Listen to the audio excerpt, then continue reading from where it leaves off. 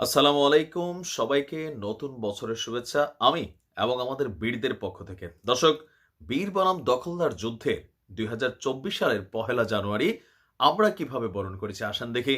আমরা দেখেছি ইসাল কিভাবে বছরের পহেলার রাতেই আপনার প্রায় ২০০ মানুষকে কিভাবে নৃশংসভাবে শাহাদাত বরণ করিয়েছে। কিন্তু আমাদের বীররা কি চুপচাপ ছিল?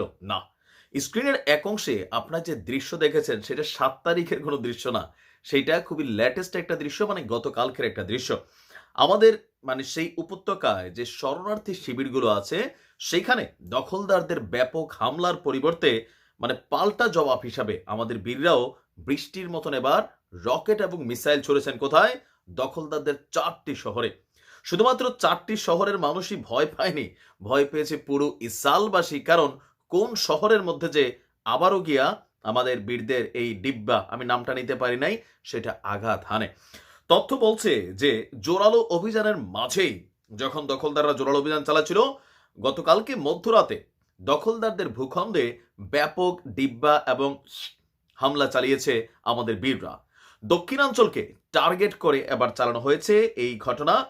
আর এক প্রতিবেদনে টাইমস অফ দখলদাররা এই তথ্য নিশ্চিত করেছে।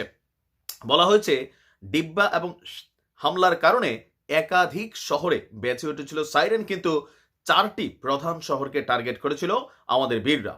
দখলদারদের হাতে এই মুহূর্তে যে আকাশ প্রতিরক্ষা সিস্টেম আছে এদের এবং আমেরিকার দেওয়া, এর পরেও কিন্তু আমাদের বীরদের এই রকেটকে প্রতিহত শতভাগ এরা করতে পারেনি।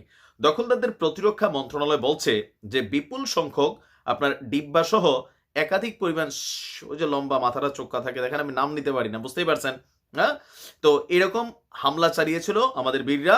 তবে 10টি ক্ষেপণাস্ত্র ভূপতিত করতে পেরেছে দখলদারদের আকাশ প্রতিরক্ষা সিস্টেম, কিন্তু বাকিগুলো এই রাষ্ট্রের বিভিন্ন শহরে গিয়ে আঘাত এনেছে। এছাড়া আপনার আমাদের যে আল শেফা হাসপাতাল ছিল, সেই হাসপাতালে ন্যাক্কারজনক যে অভিযান ছিল, সেইটার পাল্টা জবাব হিসাবে এবার দখলদারদের একটা গুরুত্বপূর্ণ হাসপাতালকে কিন্তু উড়াই দিছে। আর আমাদের বীররা বলছে আমাদের শহরে চালানো যেই অভিযান চলছে এটার জবাব দিতেই এই পদক্ষেপ। আর বলা হচ্ছে যে এই পদক্ষেপের এখানেই শুরু না, শেষ না।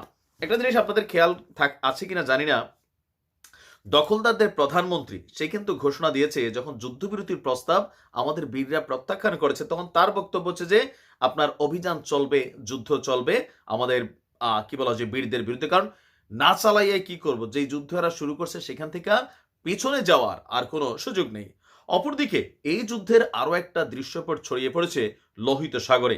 আমরা আপনাদেরকে পরবর্তী ভিডিওতে জানাবো কিভাবে এই যুদ্ধ আস্তে আস্তে পুরো মধ্যপ্রাচ্যে ছড়িয়ে পড়বে।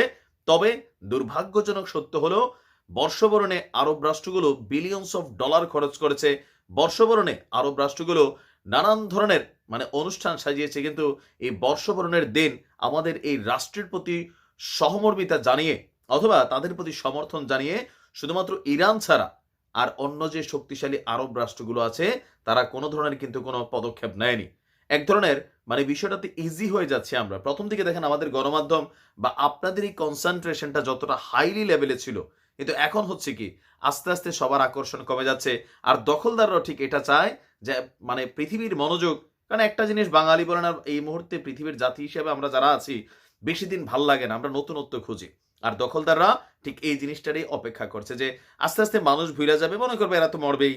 কিন্তু আমি ইনশাল্লাহ আমার এই চ্যানেল থেকে দেখেন কতগুলা চ্যানেল নষ্ট হয়েছে, তারপরে আপনাদের কাছে প্রতিনিয়ত আপডেটগুলো জানিয়ে যাব। আর শেয়ার করে ছড়িয়ে দেওয়ার দায়িত্ব আপনাদের। ভালো থাকুন। আসসালামু আলাইকুম।